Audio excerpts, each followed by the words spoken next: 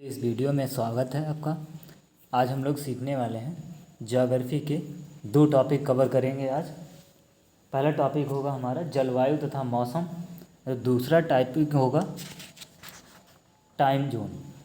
तो दो टॉपिक से संबंधित हम लोग प्रश्नों को सीखेंगे जो परीक्षा उपयोगी दृष्टि से बहुत महत्वपूर्ण है, जो विगत वर्षों में पूछे गए प्रश्न हैं, उन्हीं का संग्रह है। तो वीडियो के अंत तक ज़रूर बने रहें। वीडियो अगर अच्छा लगे तो वीडियो को लाइक और शेयर, और हमारे चैनल NCERT फैंस को अगर आपने अभी तक सब्सक्राइब ना किया हो तो सब्सक्राइब ज़रूर करें।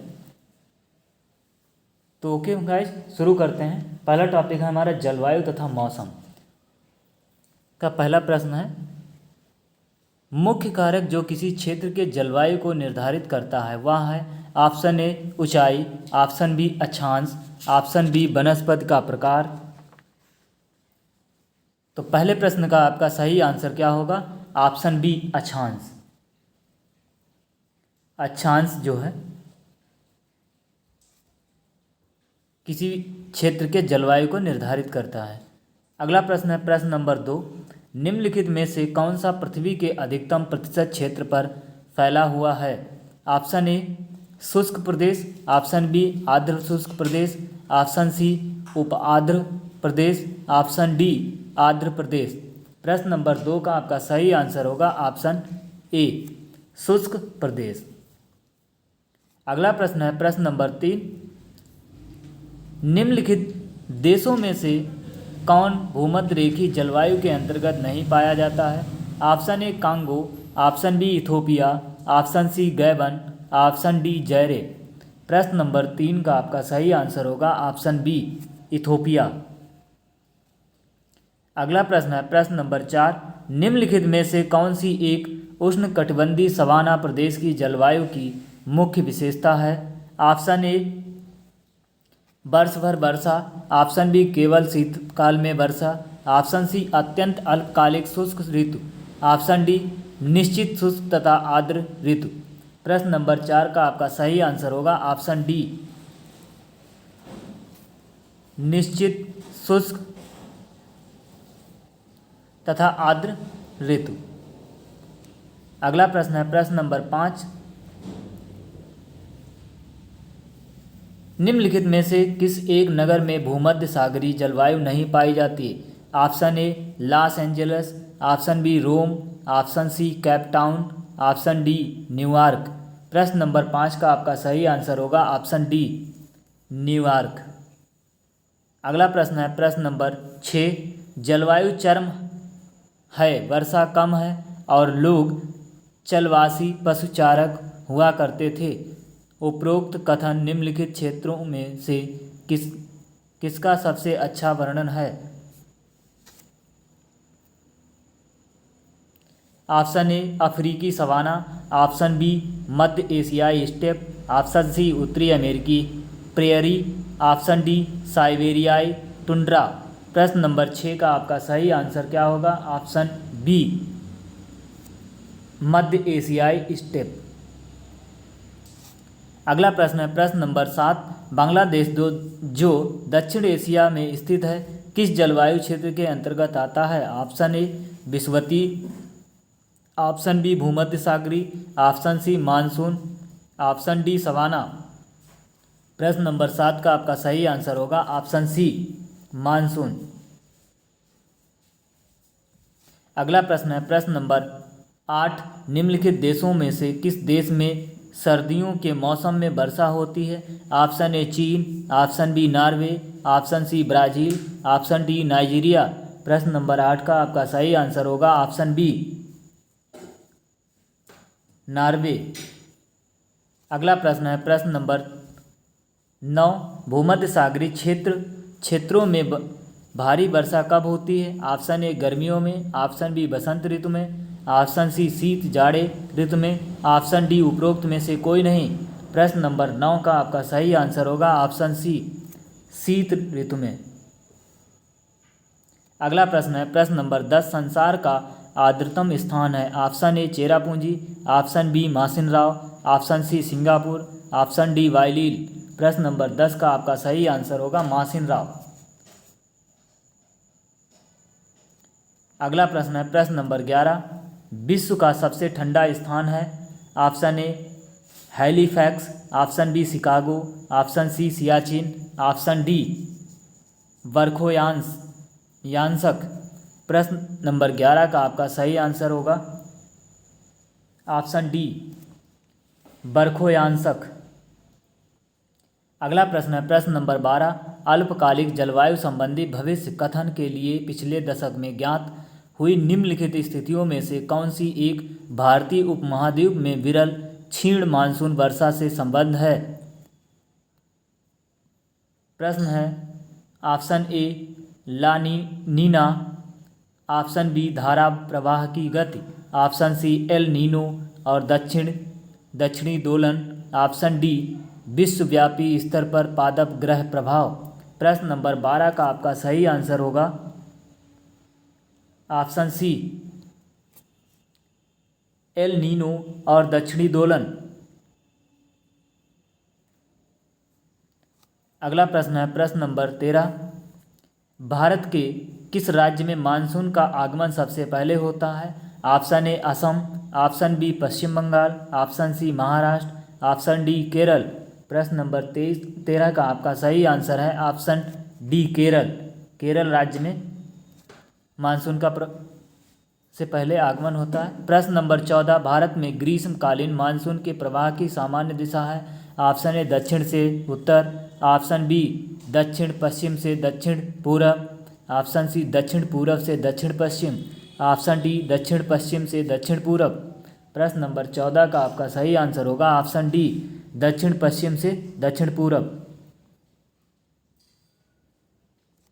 अगला प्रश्न है प्रश्न नंबर 15, भारतीय उपमहाद्वीप पर ग्रीष्म ऋतु में उच्च ताप और निम्न दाब हिंद महासागर से वायु का कर्षण करते हैं जिसके कारण प्रवाहित होती है। ऑप्शन ए दक्षिण पूर्वी मानसून, ऑप्शन बी दक्षिण पश्चिमी मानसून,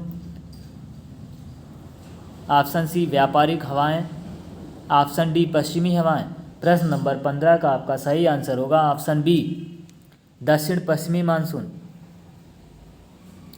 अगला प्रश्न है प्रश्न नंबर 16, भारत को उष्ण कटिबंध और उपोष्ण कटिबंध में विभाजन करने के आधार के रूप में मानी गई जनवरी की समताप रेखा है। Option A 21 degree centigrade, option B 18 degree, option C 12 degree, option D 15 degree.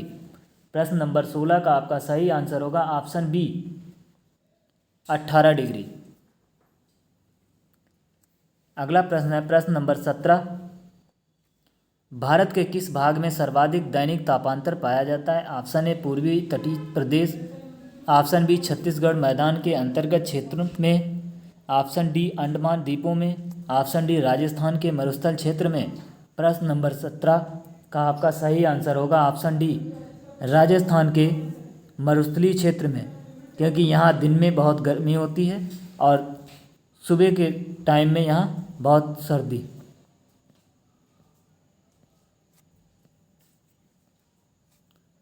अगला प्रश्न है प्रश्न नंबर 18,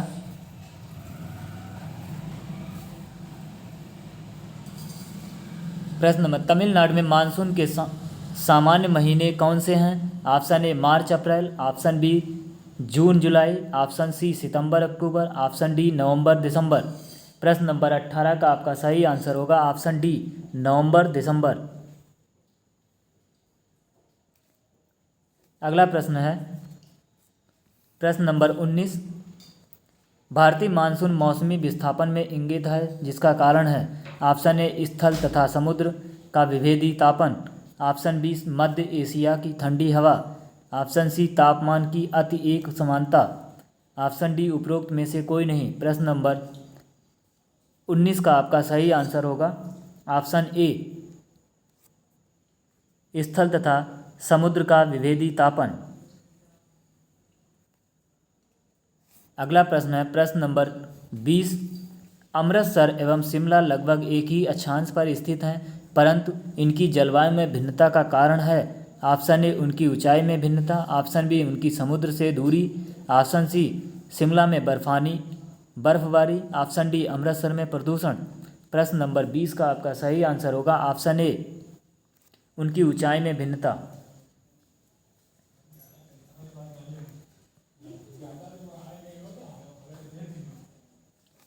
अगला प्रश्न है प्रश्न नंबर 21, निम्नांकित में कौन सी एक प्रकार की जलवायु का छत्तीसगढ़ राज्य में फैलाव पाया जाता है। ऑप्शन ए आर्द्र दक्षिण पूर्व, ऑप्शन बी उपाद्र संक्रमणीय, ऑप्शन सी उपाद्र तटीय, ऑप्शन डी उपाद्र महाद्वीपीय। प्रश्न नंबर 21 का आपका सही आंसर होगा ऑप्शन ए आर्द्र दक्षिण पूर्व। प्रश्न नंबर 22, भारत की सर्वाधिक वर्षा मुख्यतः प्राप्त होती है। ऑप्शन ए उत्तर पूर्वी मानसून से, ऑप्शन बी वापस होती मानसून से, ऑप्शन सी दक्षिण पश्चिम मानसून से, ऑप्शन डी संवाहनिक वर्षा से। प्रश्न नंबर 22 का आपका सही आंसर होगा ऑप्शन सी दक्षिण पश्चिमी मानसून से। अगला प्रश्न है प्रश्न नंबर 23, उत्तरी पूर्वी मानसून से सबसे अधिक वर्षा प्राप्त करने वाला राज्य है। Option A Assam, option B Paschim Bengal, option C Tamil Nadu, option D Orissa. प्रश्न नंबर 23 का आपका सही आंसर होगा ऑप्शन बी पश्चिम बंगाल। अगला प्रश्न है प्रश्न नंबर 24, आम्र वर्षा संबंधित है। ऑप्शन ए आमों की बौछार, ऑप्शन बी आम का टपकना,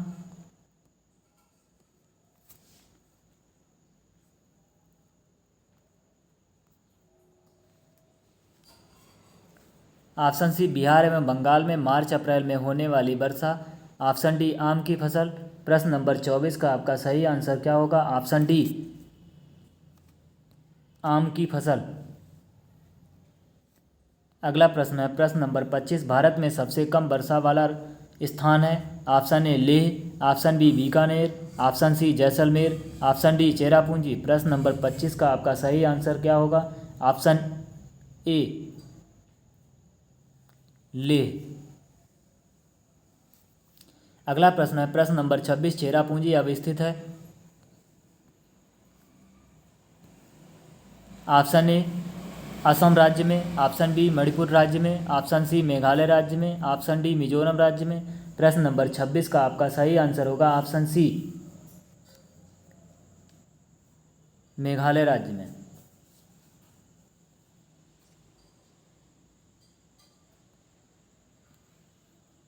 अगला प्रश्न है प्रश्न नंबर 27, भारतवर्ष में सर्वाधिक वर्षा क्षेत्र में होती है। ऑप्शन ए पश्चिमी घाट हिमालय क्षेत्र तथा मेघालय, ऑप्शन बी मध्य प्रदेश तथा बिहार, ऑप्शन सी उत्तर प्रदेश हरियाणा तथा पंजाब, ऑप्शन डी आंध्र प्रदेश तथा विदर्भ। प्रश्न नंबर 27 का आपका सही आंसर होगा ऑप्शन ए पश्चिमी घाट तथा हिमालय क्षेत्र तथा मेघालय।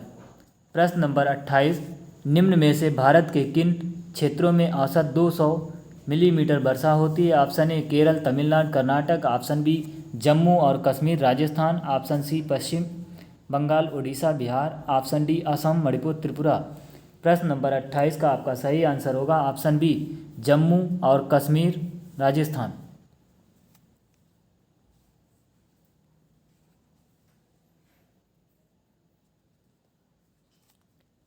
अगला प्रश्न है प्रश्न नंबर 29, झारखंड में वर्षा किस मानसून से होती है। ऑप्शन ए उत्तर पूर्वी मानसून, ऑप्शन बी दक्षिण पश्चिमी monsoon, option C nor'wester, option D उपरोक्त में से कोई नहीं। प्रश्न नंबर 29 का आपका सही आंसर होगा ऑप्शन बी दक्षिण पश्चिमी मानसून। अगला प्रश्न है प्रश्न नंबर 30, जब पुष्कर की पहाड़ियों में भारी वर्षा होती है तो बाढ़ कहाँ आती है। Option A Ajmer, option B Sawai Madhopur, option C Balotra, option D Sojat. प्रश्न नंबर 30 का आपका सही आंसर होगा ऑप्शन सी बलोतरा। अगला प्रश्न है प्रश्न नंबर 31, भारत के उत्तरी मैदानों में शीत ऋतु में वर्षा होती है। ऑप्शन ए पश्चिमी विक्षोभों से, ऑप्शन बी बंगाल की खाड़ी के मानसून से, ऑप्शन सी अरब सागर मानसून से, ऑप्शन डी लौटते मानसून से। प्रश्न नंबर 31 का आपका सही आंसर होगा ऑप्शन ए पश्चिमी विक्षोभों से। अगला प्रश्न है प्रश्न नंबर 32, भारत में शरतकालीन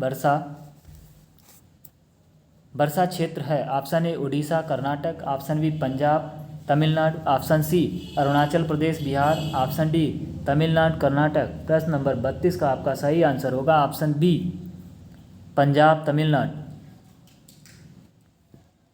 अगला प्रश्न है प्रश्न नंबर 33, तमिलनाडु में शरतकालीन वर्षा अधिकांशतः किन कारणों से होती है? ये हैं ऑप्शन ए पश्चिमी विक्षोभ, ऑप्शन बी दक्षिण पश्चिमी मानसून, ऑप्शन सी उत्तरी पूर्वी मानसून, ऑप्शन डी दक्षिणी पूर्वी मानसून।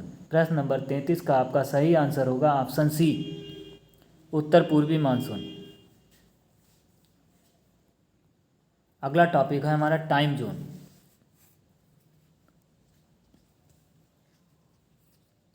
अगला टॉपिक है टाइम जोन। टाइम जोन से संबंधित प्रश्न अब हम लोग सीखेंगे। वीडियो को पूरा ज़रूर देखें और कमेंट और लाइक और शेयर ज़रूर करें। पहला प्रश्न है, यदि अरुणाचल प्रदेश में तिरप में सूर्योदय 5 बजे प्रातः IST होता है तो गुजरात में कांडला में सूर्योदय किस समय IST पर होगा? ऑप्शन ए लगभग 5:30 प्रातः, ऑप्शन बी लगभग 6 बजे प्रातः, ऑप्शन सी लगभग 7 बजे प्रातः, ऑप्शन डी लगभग 7:30 बजे प्रातः। प्रश्न नंबर 1 का आपका सही आंसर होगा ऑप्शन सी लगभग 7 बजे प्रातः।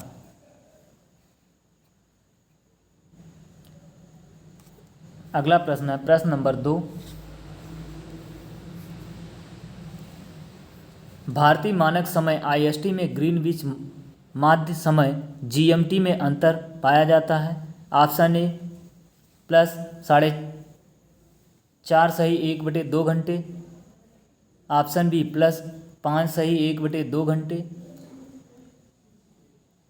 ऑप्शन सी -5 सही 1/2 घंटे, ऑप्शन डी -4 सही 1/2 घंटे। आप प्रश्न नंबर 2 का आपका सही आंसर होगा ऑप्शन बी 5 सही 1/2 यानी कि 5.5 घंटे। अगला प्रश्न है प्रश्न नंबर 3, निम्नलिखित में से कौन सा शहर भारतीय मानक समय IST देशांतर के निकटतम है? Option A Rewa, option B Sagar, option C Ujjain, option D Narmadapuram. प्रश्न नंबर 3 का आपका सही आंसर होगा option A Rewa.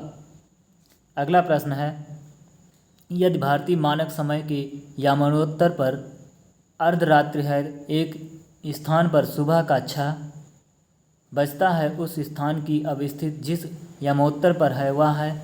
Option A 7 degree 31 minute पूर्वी, 172 डिग्री 30 मिनट पूर्वी, ऑप्शन सी 7 डिग्री 30 मिनट पूर्वी, ऑप्शन डी 127 डिग्री 30 मिनट पूर्वी। प्रश्न नंबर 4 का आपका सही आंसर होगा ऑप्शन बी 172 डिग्री 30 मिनट पूर्वी। अगला प्रश्न है प्रश्न नंबर 5, भारतीय मानक समय IST निम्नलिखित स्थानों में से किसके समीप से लिया जाता है? Option A Prayagraj Naini, option B Lucknow, option C Meerut, option D Muzaffarnagar.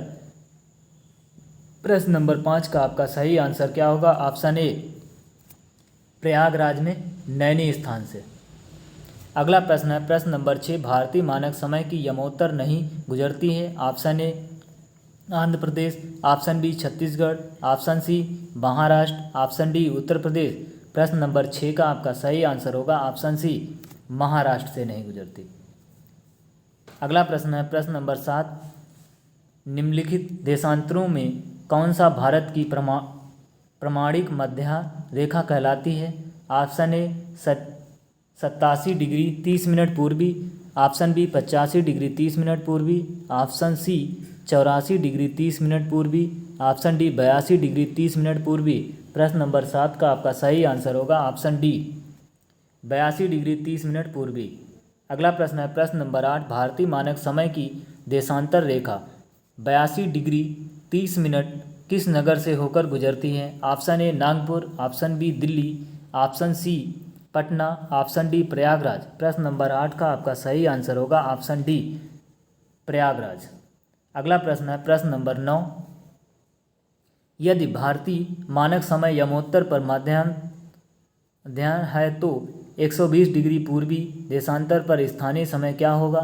Option A 9:30, option B 14:30, option C 17:30, option D 20 बजे। प्रश्न नंबर 9 का आपका सही आंसर क्या होगा?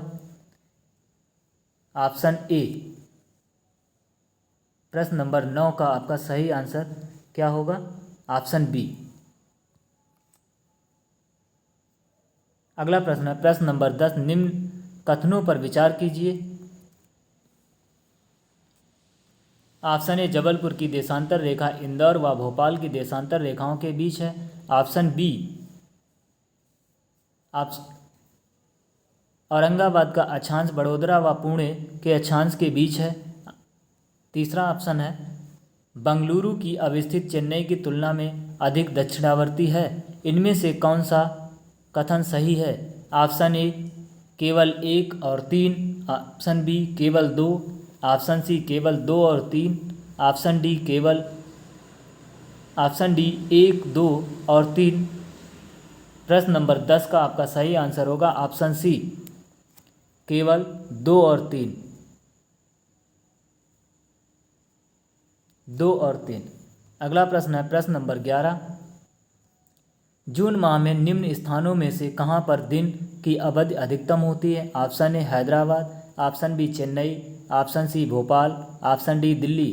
प्रश्न नंबर 11 का आपका सही आंसर होगा ऑप्शन डी दिल्ली। अगला प्रश्न है प्रश्न नंबर 22। कौन सा महत्वपूर्ण अक्षांश भारत को 2 लगभग बराबर भागों में विभाजित करता है?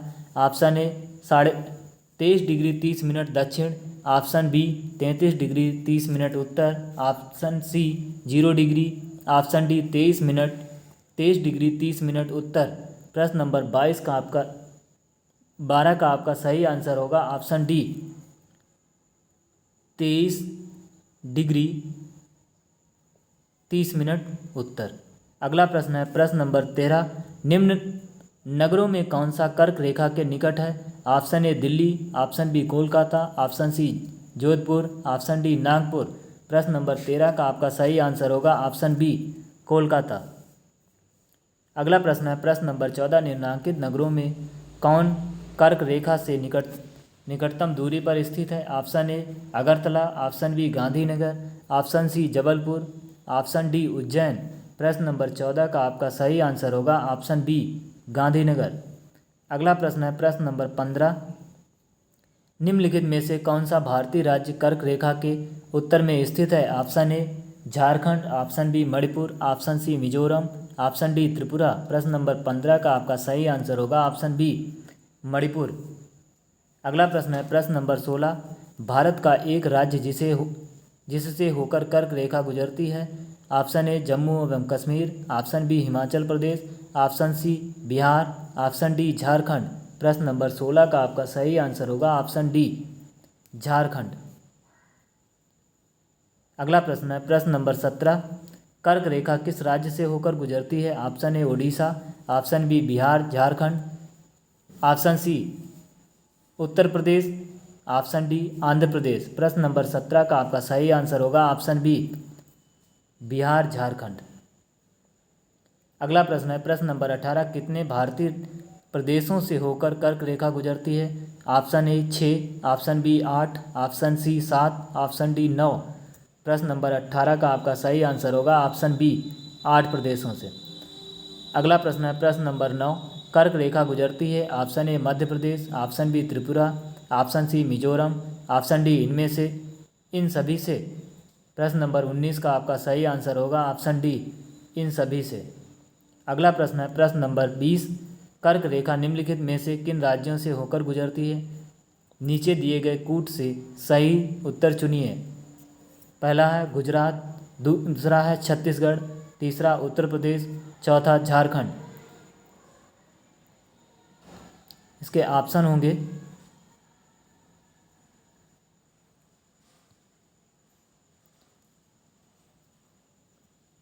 ऑप्शन ए 1, 2 और 4, ऑप्शन बी 2, 3 और 4, ऑप्शन सी 1, 3 और 4, ऑप्शन डी 1, 2, 3 और 4। प्रश्न नंबर 20 का आपका सही आंसर होगा ऑप्शन ए 1, 2 और 3। 1, 2 और 3 झारखंड से नहीं गुजरती। अगला प्रश्न है प्रश्न नंबर 21। सिक्किम से गुजरने वाला अक्षांश निम्नलिखित में से किस एक से भी होकर गुजरता है? Option A Rajasthan, option B Punjab, option C Himachal Pradesh, option D Jammu Kashmir. प्रश्न नंबर 21 का आपका सही आंसर होगा ऑप्शन ए राजस्थान। अगला प्रश्न है प्रश्न नंबर 22। जिस जिले में 70 डिग्री पूर्वी देशांतर रेखा गुजरती है वह है? Option A Jodhpur, option B Jaisalmer, option C Dholpur, option D Nagaur. प्रश्न नंबर 22 का आपका सही आंसर होगा ऑप्शन बी जैसलमेर। अगला प्रश्न है प्रश्न नंबर 23। गुजरात के सबसे पश्चिमी गांव और अरुणाचल प्रदेश के सबसे पूर्वी छोर पर स्थित वालांग के समय में कितने घंटे का अंतराल होगा? ऑप्शन ए 1 घंटा, ऑप्शन बी 2 घंटे, ऑप्शन सी 3 घंटे, ऑप्शन डी 1/2 घंटा। प्रश्न नंबर 23 का आपका सही आंसर होगा ऑप्शन बी 2 घंटे। आज के लिए इतना ही, मिलते हैं नेक्स्ट वीडियो में। वीडियो अगर अच्छा लगा हो तो वीडियो को लाइक और शेयर, और हमारे चैनल NCERT फैंस को सब्सक्राइब, अगर अभी तक आपने सब्सक्राइब ना किया हो तो सब्सक्राइब जरूर करें। वीडियो देखने के लिए धन्यवाद।